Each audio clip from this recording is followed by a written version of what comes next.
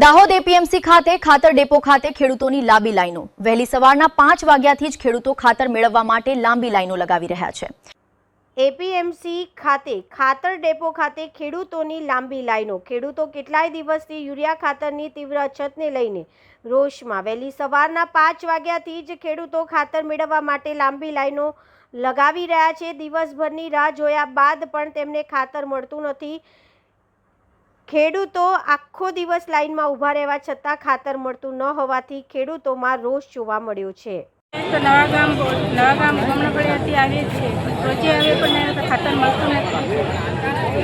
આજે આવે, કાલે આવે, આવી રીતે કેટલા દિવસ? 3-4 દિવસ થઈ ગયા। શું કહે છે કે આજે કાલે આજે આવશે ને કાલે આવશે, આવી રીતે કે રોજે એવી રીતે કરાવે।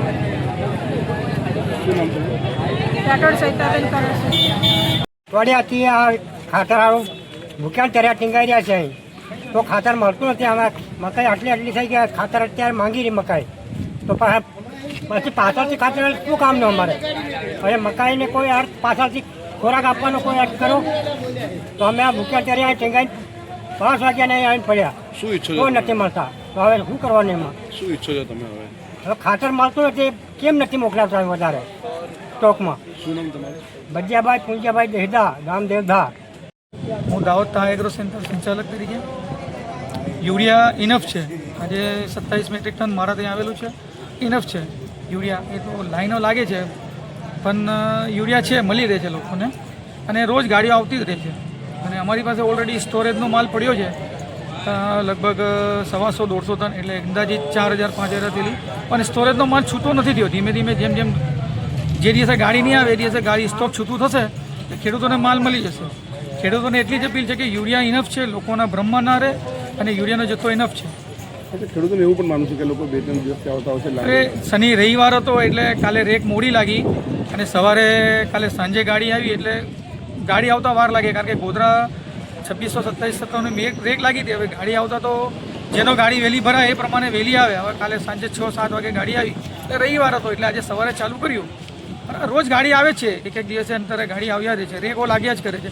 પણ ખેડૂતોના અંદર એમ છે, હું અપીલ એમ કરીશ કે યુરિયા છે, ઇનફ છે, અને ઓલરેડી અમારી પાસે સ્ટોરેજનો માલ પણ ઘણો છે, એટલે યુરિયા મળશે, ખોટના બ્રહ્મા ના રહો। હેદર તા એગ્રો સેન્ટર સંચાલક।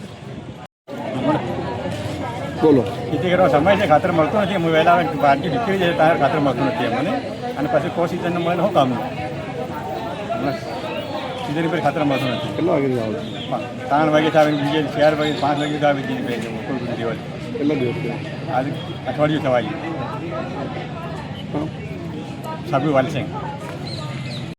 મારું નામ ભરતભાઈ બામણિયા છે, હું ગઢવી ગામથી આવું છું, અને અમે કેટલાય દિવસથી અમે ખાતર માટે વલખા મારી રહ્યા છે, તો અમને અમારા કોઈ નેતા કોઈ અમે દેખતા જ નથી। અને અમારા ખેડૂતોનું શું, અમે આટલા દિવસોથી અમે ના પાણી પીએ ના કંઈ પીએ, કેમ રહીને લાઈનમાં લાગી છે સર, અને અમારી સામે કોઈ દેખતા નથી, તો ખેડૂતો સામે કેમ અન્યાય થઈ રહ્યો? કોઈ તો અમારો નેતો હશે કે તો અમારી રજૂઆત સાંભળી શકે। કેટલા વાગે તમે આવી જાઓ? કેટલા દિવસથી આવો છો? અઠવાડિયું થઈ ગયું સર, અઠવાડિયેથી અમે વલખા મારીએ છીએ, તો બી કંઈ ખાતર મળતું જ નથી।